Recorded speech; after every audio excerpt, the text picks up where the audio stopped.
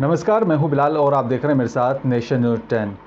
और चलिए बुलेटिन में सबसे पहले बात करेंगे शामली की। आपको बता दें कि उत्तर प्रदेश के शामली से खबर है, जहां पर शामली में कांधला थाना क्षेत्र के गांव नाला पटरी पूर्वी यमुना नहर के बैंक कर्मचारी के साथ यहां पर हुई लूटपाट का मामला सामने आया है। इस मामले में यहां पर पुलिस ने महिला सहित 5 लोगों को गिरफ्तार किया। पुलिस ने पकड़े गए बदमाशों से यहां पर 39,000 की नकदी सहित अन्य सामान भी बरामद कर लिया है।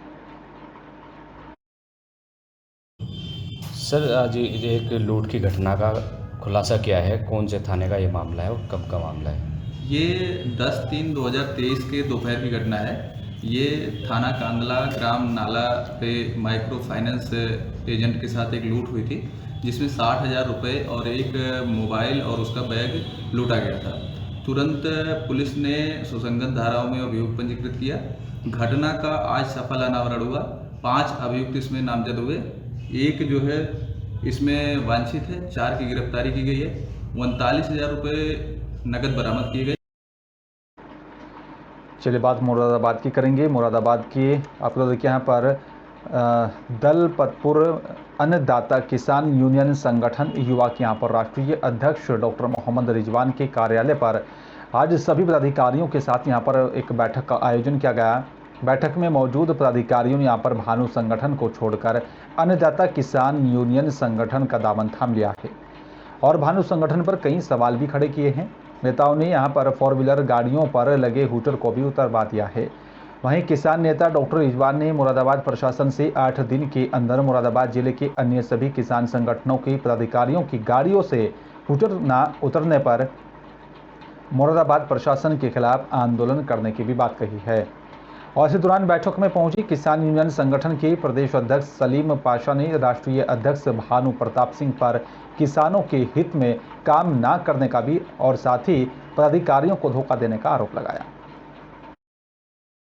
व्यवहार नहीं दे पा रहे थे। मेरा नाम डॉक्टर मोहम्मद रिजवान है। पहले भारतीय किसान यूनियन भानु में हम मतलब जो 5 जिले मंडल मुरादाबाद के हैं सभी पदाधिकारी थे। भानु जी इस वक्त जो हैं वो राजनीति में उतरे हुए हैं। कुछ दिन पहले से भानु जी का मतलब जो यूनियन की तरफ को कोई रुझान नहीं है, किसानों का कोई मुद्दा नहीं है, किसानों का कोई कार्य उन्होंने आज तक करा नहीं है, कोई काम किया नहीं है, आज तक कोई मुद्दा ही नहीं उठाया किसानों का। रहा दूसरा उनका छोड़ने का मकसद ये है कि भारतीय किसान यूनियन भानु के कुछ पदाधिकारी जो हैं इसमें दलालगिरी कर रहे हैं। वो किसानों की हक की लड़ाई नहीं लड़ते हैं। जहाँ किसानों की या सरकार की ज़मीनें मतलब जो मुक्त कराई, जहाँ किसानों के लिए बोला जा, वहाँ पे वो मतलब उगाई और वहाँ पे कब्जेगिरी करते हैं। ये वजह रही है हमारी छोड़ने की। और अन्नदाता किसान यूनियन से मैं राष्ट्रीय अध्यक्ष हूँ युवा मोर्चा का। मेरे यहाँ पे आज 12 तारीख में मीटिंग हुई है पदाधिकारियों को लेकर के। जो भानु में पहले थे उन्होंने आज वो मतलब तख्तियाँ उतार दी हैं और उन्होंने भी अन्नदाता किसान यूनियन आज से ज्वाइन कर ली। और उत्तर प्रदेश के आगरा में सगे साले ने अपने ही जीजा को यहां पर गोली मार दी है। बताया जा रहा है कि गोली लगने से जीजा की मौके पर ही दर्दनाक मौत हो गई। साथ ही बता दें 10 महीने पहले ही रामा और साथी राज ने यहां पर लव मैरिज की थी, जिसकी वजह से यहां पर नाराज चल रहे साले ने यहां पर जीजा को गोली मार दी और फरार हो गया। सूचना मिलते ही पुलिस भी मौके पर पहुंची, शव को कब्जे में लेकर पोस्टमार्टम के लिए भेज दिया था। योगेश, क्या घटना हुई? घटना ये हुई है कि क्योंकि ये दोनों सो रहे थे, सोते सोते इनका भाई आया है। भाई आ करके छोटा वाला और गोली देख के भाग ही गया है। कैसे आया था? बाइक से आया था। कहाँ के रहने वाले हैं? ये लगा जगनेर। अच्छा, कहाँ पे घटना हुई है? देता बजे ये रोहता काम। और चलिए बात लक्सर की करेंगे। लक्सर के बालू विकास विभाग ने खेड़ी कलां के यहां पर आंगनबाड़ी केंद्र पर कार्यक्रम आयोजित किया, जिसमें बताया जा रहा है कि गांव की 18 गर्भवती महिलाओं की गोद भराई की रस्म को पूरा किया गया।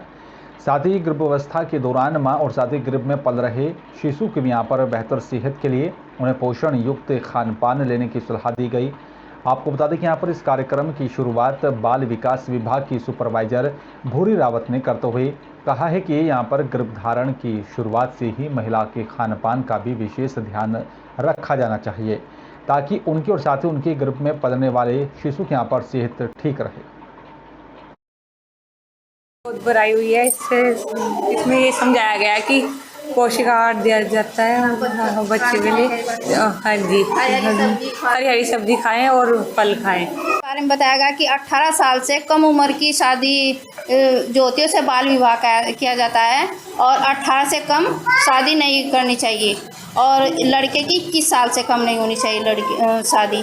और जी गोद भराई के अन्नप्राशन के बारे में बताया गया है और खान पान वगैरह के बारे में इनके कि इन्हें अच्छा सा फल वगैरह हरी सब्जियां ये खानी चाहिए। लगभग 14 महिलाएं हैं जिनको आज हमने ये उपहार देके इनको सम्मानित किया। इससे पूर्व में इनकी सास नंदे वगैरह भी हमने यहाँ पे बुला रखी थी और उनको हमने समझाया कि इनकी गोद भरा इसलिए की जाती है कि जो इनके पेट में जो शिशु पल रहा होता है उसकी माँ भी स्वस्थ हो और बच्चा भी स्वस्थ हो। तो हम इनको इस प्रेगनेंसी के कार्यकाल में जो है इनको पौष्टिक आहार दें ताकि बच्चा भी स्वस्थ रहे और माँ भी स्वस्थ रहे।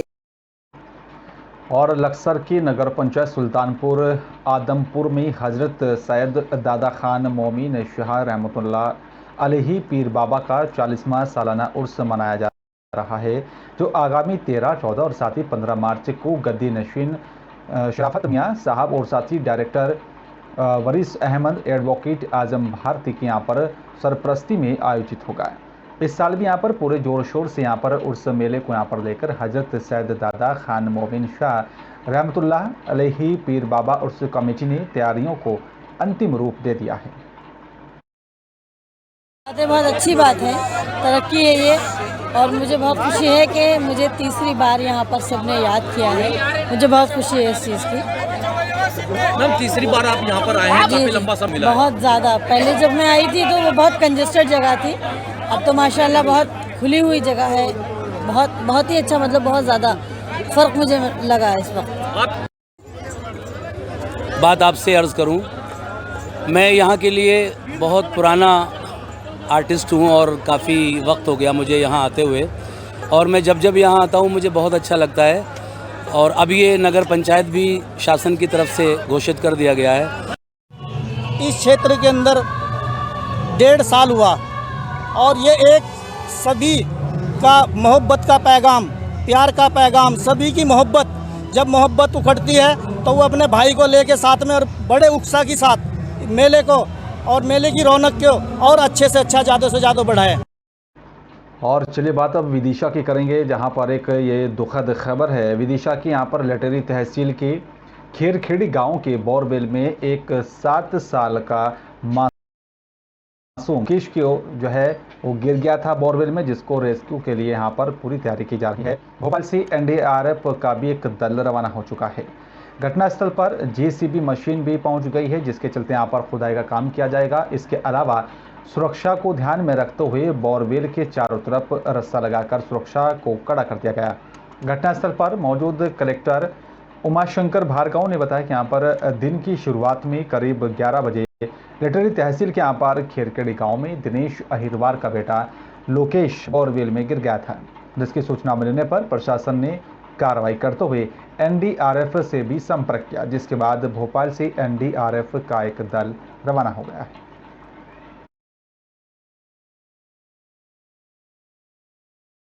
और चलिए बात अब चमोली की करेंगे। आपको बता दें कि यहाँ पर भी जो है 500 मीटर राष्ट्रीय राजमार्ग भू धसाव के कारण उबड़ खाबड़ होने के कारण बताया जा रहा है कि यहाँ पर बिना डामर के छोड़ दिया गया है। बताते चले कि यहाँ पर ये सामरिक दृष्टि से अति महत्वपूर्ण राष्ट्रीय राजमार्ग बॉर्डर रोड ऑर्गेनाइजेशन के पास है। यहाँ पर सिबली से ग्वालदम तक इस सड़क का चौड़ीकरण का भी कार्य लगभग पूरा होने को है।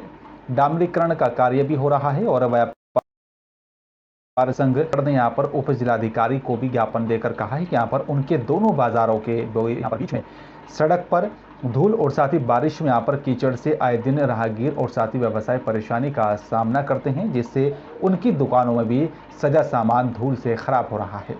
धूल से यहाँ पर उनका स्वास्थ्य भी प्रभावित हो रहा है और ज्ञापन में उन्होंने कहा है कि यहाँ पर पिछले कई सालों से भी यहाँ पर BRO के अधिकारियों को भी दोनों बाजारों के बीच डामरीकरण करने की गुहार लगा चुके हैं, लेकिन कोई समाधान नहीं हुआ।